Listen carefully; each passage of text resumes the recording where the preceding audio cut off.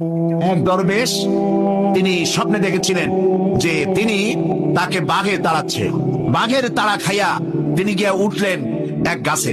গাছের উপরে ওঠার পর একটি ডাল ধরে ঝুলে পড়েছে। তাকিয়ে দেখে যে বাঘ এসে গাছের গোড়ায় দাঁড়িয়েছে, আর ওই ডালের নিচে বিরাট কুয়া, কুয়ার মধ্যে বড় এক অজগর হা করে আছে। হঠাৎ করে টের পেল যে ডালের গোড়া কিসের যেন কাটতেছে।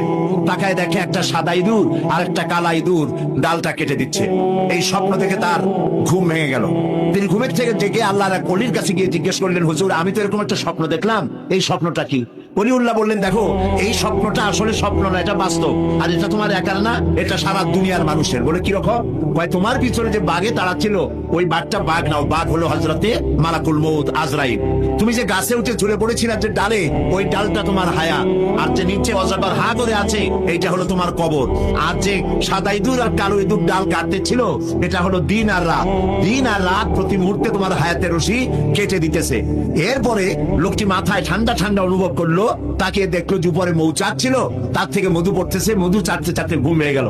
বললো, এই যে তুমি মৌতের ভয় ভুলে গেলা, ডাল কাটা ভয় ভুলে গেলা, বাঘের ভয় ভুলে গেলে, মধু চাটতে চাটতে, এই জিনিসটা কি জানো? বলে না, জানি না। বলে এইটা হলো তোমার স্ত্রী, এটা তোমার সম্পদ, এটা তোমার ক্ষমতা, এটা তোমার মাল, এটা তোমার জমি জমা ইত্যাদির মহব্বতে তুমি যে মরবা, এই জিনিসটা তুমি ভুলে গেছো। এই যে স্বপ্নটা সে লোক দেখলো, সেই লোকের স্বপ্ন আমাদের জীবন এক কিনা? বলে একই। আমাদের পেছনে আজরাইল ঘুরতেছে আর আমরা মালের পিছনে দৌড়াচ্ছি। আমরা আমাদের হায়াত প্রতি মুহূর্তে কাটতেছে আর আমরা প্রতি মুহূর্তে এগিয়ে যাচ্ছি মৃত্যুর দিকে, আমরা টের পাচ্ছি না।